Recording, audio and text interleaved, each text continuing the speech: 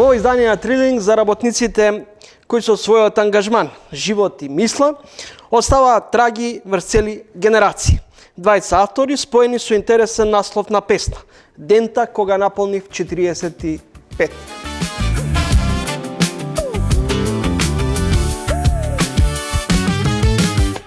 Дента кога наполнив 45, беше жешко како во пекол.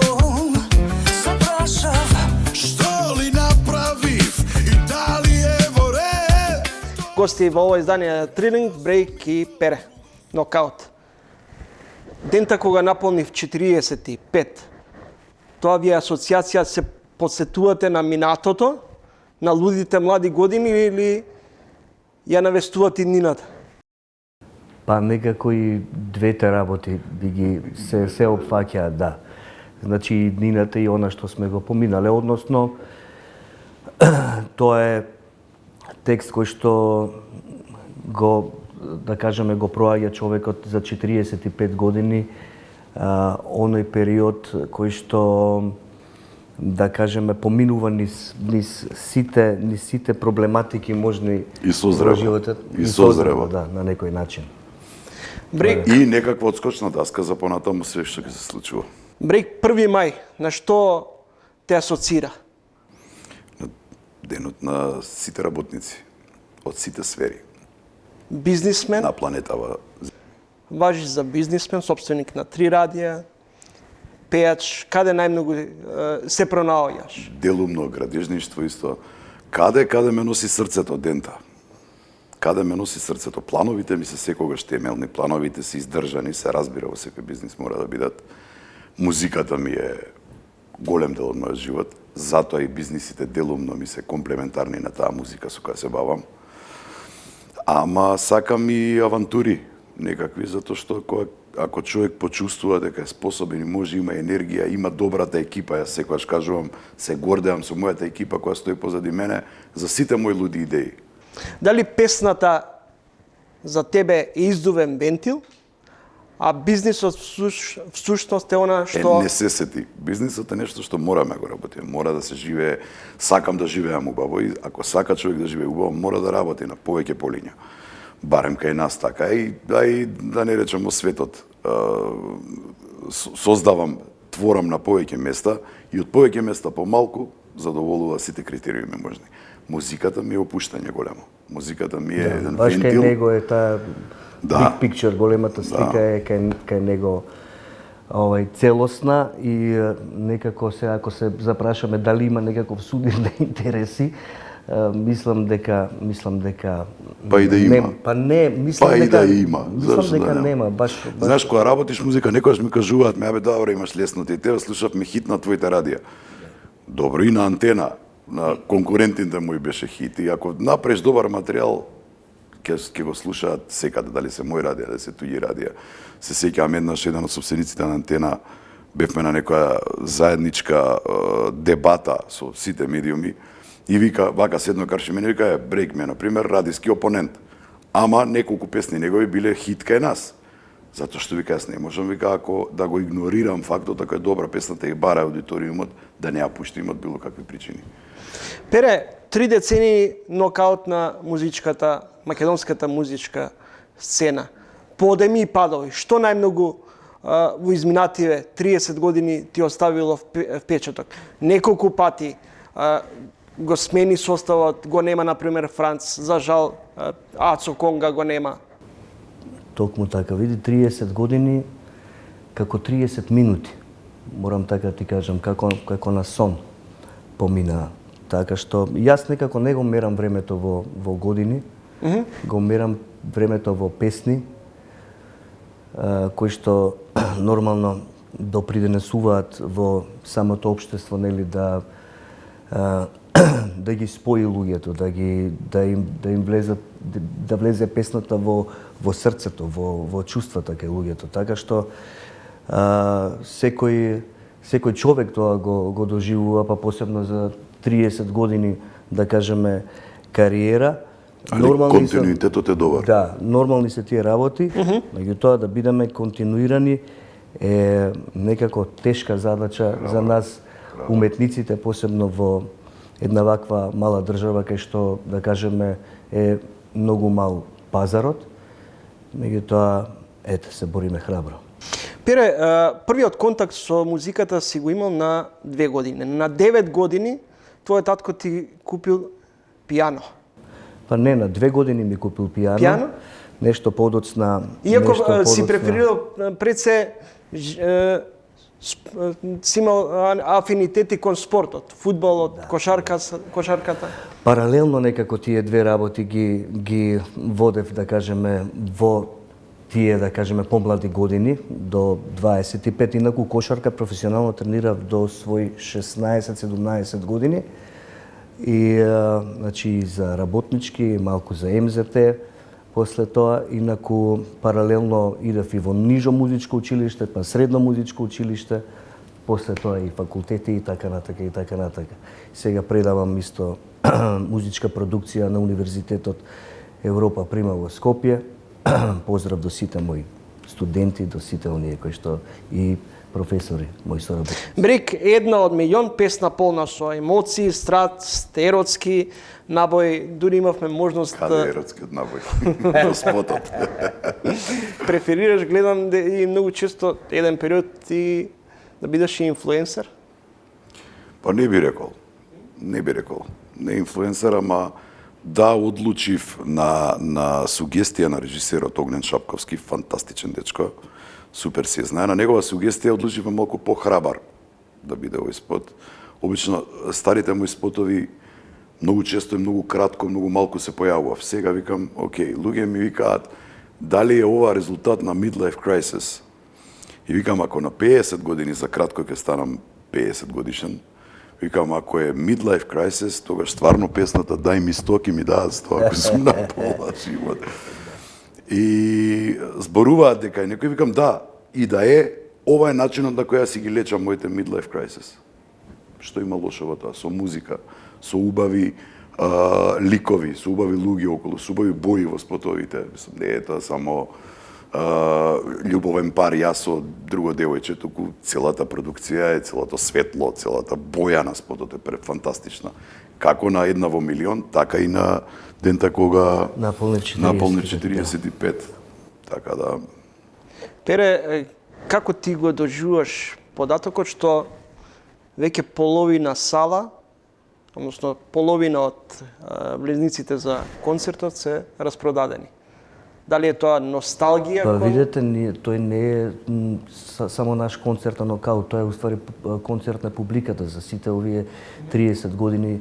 Оние кои што не прателе до сега, мислам дека вечерта заслужуваат да поминат убаво и веројатно тоа си го доживуваат како публика, дека како свој концерт. Како свој концерт. И треба да дојдат, меѓутоа не по секоја цена се разбира. Оние кои што не сакаат, оние кои што не пратат сите овие години, мислам дека ќе си поминеме заеднички одлично таа вечер. И само помисли на тоа што се можеме. Може би е доцна, а може не. Дали крајот вака мириса, ние двајцата сме за, без трага.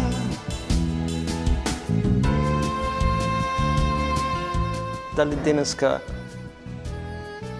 понекогаш ти доаѓа да кажеш се нека оди во бестрага? На сите нас ни доаѓа на дневна база. Па верувам и кога би те прашала, јас тебе обратно ти ви кажал, да, денес 4 пати сте кажав, све во бестрага да оди. Види, ми се свиѓа што умот на Игор Џамбазов се преточи во песната на Пере и излезе еден страшно добар материјал и јас сум дел од тој материјал, од таа песна. Таа е безвременска. Дури сега скоро бев на една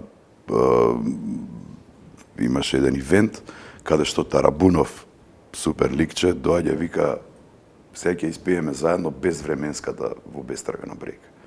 И стварно ме радува. Убаво е да оставиш добар материјал позади себе. Да те памтат по убаво, Знаеш како викам ја секогаш, по 100 години нас ке нема, песните ќе останат, спотовите ќе останат. Тој видеозапис, видеоматеријал. Затоа треба да се трудиме што поубав, подобар да биде и некои правнуци мои ќе седнат ке кажат его дедо ми. За 20-та прашање, кои ви се најтешките удари кои што сте ги доживеале во животот? И на приватен и на професионален план. Сум доживеал многу нокаути. Да кажеме во животот. Најтешкиот нокаут, па види, тоа се и емотивни моменти во животот, кај што нели се одјавуваат, на близок. се одјавуваат од животов. Да кажеме, ете на мајка ми, одјавата на мајка ми од овој живот. Не знам, може би имало, сигурно има и нож во грб, знаеш, тие моменти не ги доживувам. Ја, пошто сум уметник и многу ги примам работите при срце, при душа, емотивно, да. Така што, како и да е, значи сме поминали и добро и лошо за овие 30 години нокаут кариера и мислам дека јачината кај човекот е да остане присебен, да бидеш свој, да ги издржиш сите удари, да ги издржиш сите удари, апсолутно. И покрај секој нокаут повторно да станеш и повторно да влезеш во рингот. Смртта е најтешкото нешто што човек може да го доживее, бидејќи нема назад од тоа, смртта на близок. Знаеш како се радувам секој ден на здравието, на среќата на моите деца, на моето семејство, на моите блиски, на пријатели, па дури луѓе што не ме сакаат, толку им посакувам добро. Им посакувам здравие да имаат. Секој има право на свое мислење, имаат, како ги викаат поново, хейтери. Супер се и тие хейтери, нека се живи и здрави. Така ќе знаеме балансот, позитивен, негативен. Па и не е баш нормално да те сака секој. Се разбира. Но смртта мене, како што кажа Пере на татко ми, многу ме измести од колосек. Тој ми беше човек пример. Прочитав едно интервју дека во одреден период си посетувал и психијатар. Дали тоа една од причините било разводот од првиот? Не беше толку разводот колку што беше посакував менталното здравие на син ми, кој тогаш беше 8-9 години, да не биде многу тектонски пореметен од сето од таа наша разделба со мајка му. Така да ми се чини дека права одлука донесов тогаш. Работев сериозно со психијатар, дури него му беше представено као да е другарка моја, да кажеме, и си правиме муабет, за да може да направи на маса неофицијален скен, за да го пратам целото тоа растење негово и до одредени години, дури после он сам свати, ова, зашо вика зборите за други теми, да викам злато е убаво е, и он ден не посетува за било каков проблем доди. Си има психијатар. Си посетувам психијатар, сосема нормална работа. Дали може да кажам дека за 20-та дека важите за семејство на многодетно семејство? И ти Пере посебно со 4 керки. Многодетно најсреќно со 4 керки. Јас слободно, да. 4 керки, прекрасни деца, значи Како се справуваш со 4 дами? Не, тоа е тоа што ме прави среќен мене во животот, во суштина, тоа не исполнува. Кога ќе размислиш, значи здравјето, сите оние околу мене што ги сакам да се добро, да се супер, се справувам одлично, некогаш и напорно се разбирам, меѓутоа е Разговор, многу разговор. Да. Брик, двете деца ти се во Скопје, третото е во Лондон. Сега е во моментов во Лондон, да, студира таму втор факултет запиша. Откако тука заврши на Финки? На Финки заврши со добар просек, со супер просек. Хиперинтелигентен, паметен е, сака, истражува, љубопитен е. Секогаш сум го охрабрувал тоа да биде што пољубопитен, зашто така ќе научи. Знаеш како викам јас, скоро бев на едно место и разговаравме и викам, син ми најголемиот е 26 години. Значи јас 26 години не сум имал тврд сон. И ја не знам родител што откако ќе му се роди дете, после тоа може да има тврд сон. Секогаш го мислиш, секогаш размислуваш, секогаш некаде позади во главата ти се децата, да се добри, дали едниот излезен, дали другиот има љубовна мака, дали третото се искарало со некој другарче, па тоа емотивно го повредило. Разговор, само разговор. Како ги воспитувате, ги учите вашите деца? Преку книгата, преку книгата, со дружбата, со разговор, како што вика Брейк, мора да се разговара на секоја тема. Мој весе веќе, како што каже, он има 26 години, синов, мојата е 28, најстарата, втората е 19, они се веќе првата дипломираше, втората веќе средно завршува оваа година. И воспитувањето е дел од животот. Значи, јас додека сум жив ќе ги воспитувам своите деца. Никола Перевски пере и Дарко Гелев Брейк гости во Тренинг. Како оценувате денеска музичката сцена? Брейк повели прво. Плодна. Сериозно плодна. Што мене искрено ме радува, иако немам јас директен импакт во сето тоа. Знаеш, не сум композитор, не творам. Знам од време на време си напишам некои текстови убави, па да излезат тие, да дури еден направивме јас, Пере и Игор Џамбазов заедно. Еден текст тоа не е типично. Плодна. И тоа е супер. Жално е што пазарот е тој што е, многу мал. Бариерата јазична ни е таа која ни е.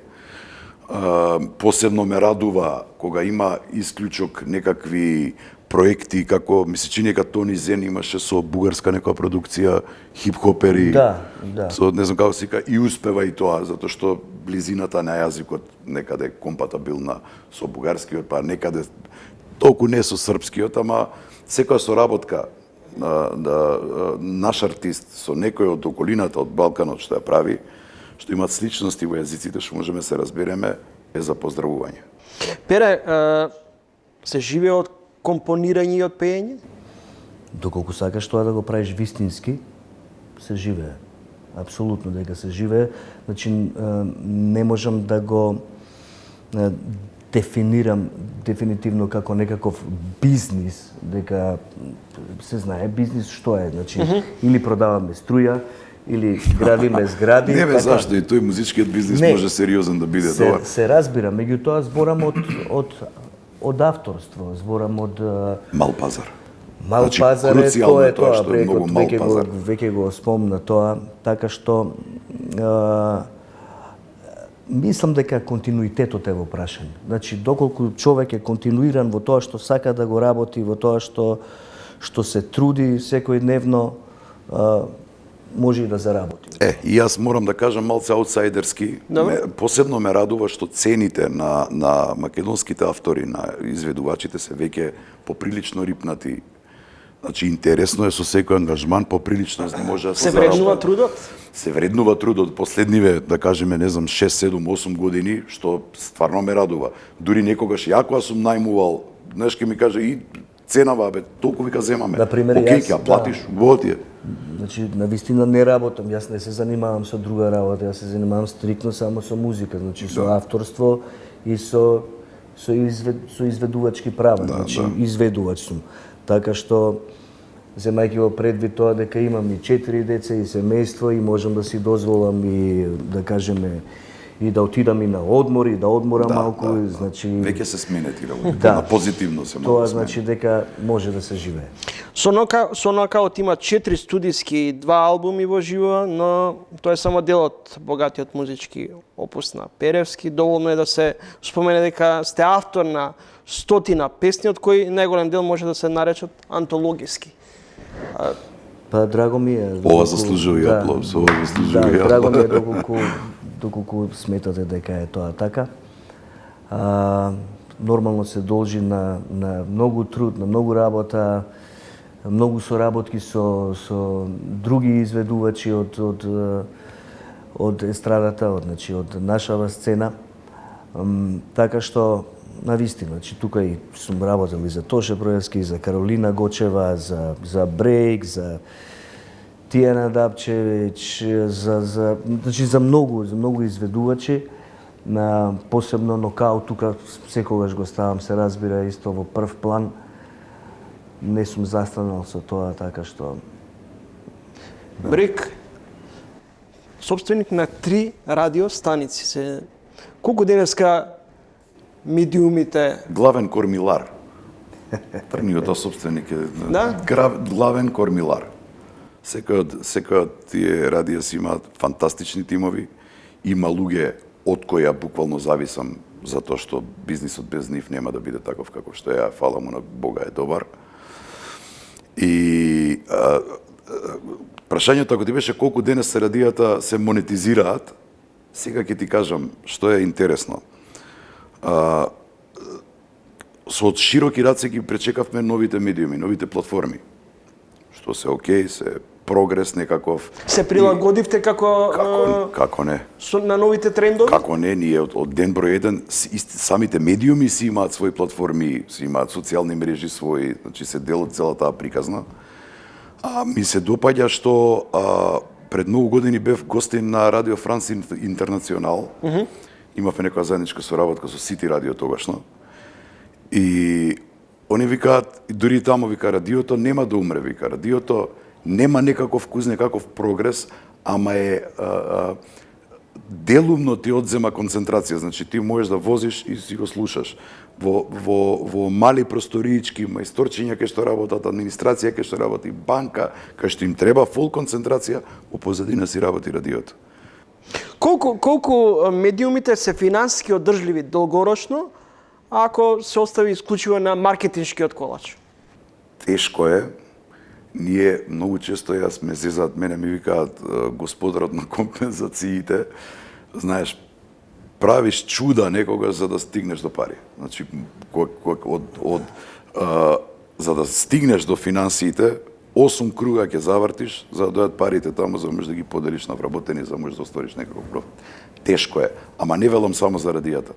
Кај нас во Македонија е тежок секој бизнис. Затоа што, пак се враќаме нистото, мал пазар, недоволно моќен. Ја молам Бога да дојде денот кога ние ќе се споиме бар малку со Европска унија, да почнеме било што натаму.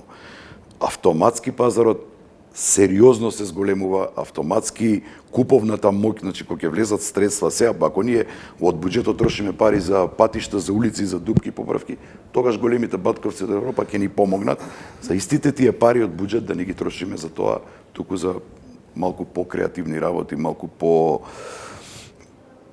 да го подобриме животот на граѓаните. Сега куповната моќ многу мала, наша. Пере, одржавте и концерти во Хераклеја.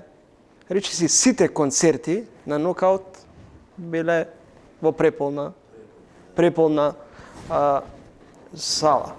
Да, или место било. Значи, или преполно место, значи, во однос на тоа кај настапуваме, затоа што на вистина не знам простор, може би еве во Стоби не сме настапиле, ама Антички театар Охрид, да кажеме Хераклеја, знаеш, на такви некои места кога ќе направи човек Вие на Саем немавте едно време своевремено да 2011 беше на Саем. Дали е точно дека еден период Сакам да кажам и на такви места кога ќе видиш на отворено, кога ќе видиш тоа импозантно, значи изгледа тоа од самата сцена.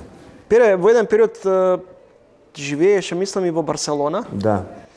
Не се пронајде таму, па се врати таму? 4 години. Не, таму студирав, таму завршив на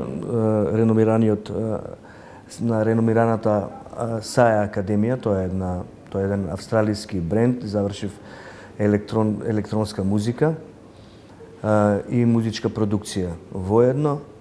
И од кога ги заврши студиите, тогаш и тој период баш ме фати короната и затоа се затвараа вратите се затвараше се во Барселона, така што се насетуваше тоа и подобро Ама да се дома си е вратам дома. кај децава тука, дома, и фамилијата и така што после излезе и друго дете и така и животот си тера понатаму. На 9 мај.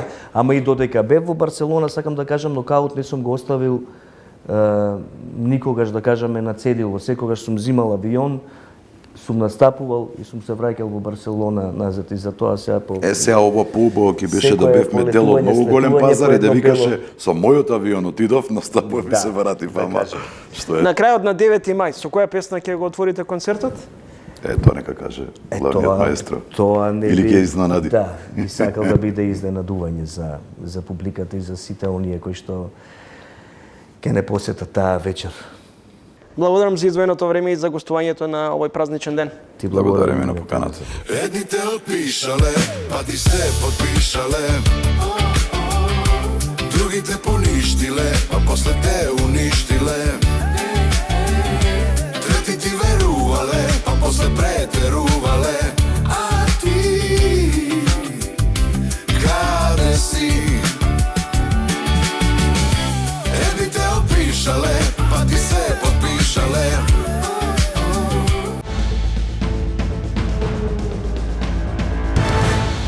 Секоја влада сака да има влијание врз високото образование, независно од кои причини и од кои побуди. И тука навистина е интересен тој сооднос меѓу оние што владеат, политиките, ресурсите што се одвојат за тоа и резултатот што се прави. Може да се влијае и позитивно, може да се стимулираат некои процеси, но мора да јакне и оној така наречен приватен или реален сектор. Не може владата и општеството и она што е државен капитал да ги води 90% од сите процеси во државата.